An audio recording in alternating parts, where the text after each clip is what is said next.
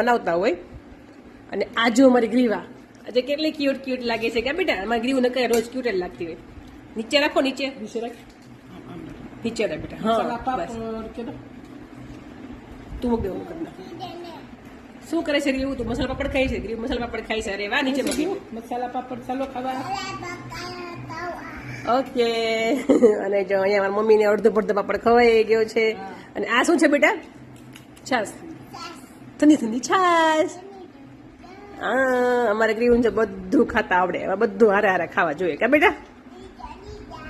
ઠંડી ઠંડી છાશ. જે અમારે ગ્રીવ આજે કેટલે ક્યુટ લાગે છે. આજે ગ્રીવ ક્યુટ લાગે છે, હે ને? તો વાંધો નહીં.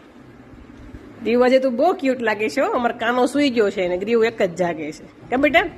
કાનો પપ કરી ગયો, અતિ કરી ગયો, અતિ. બાય બાય મમ્મી, બાય ગાય.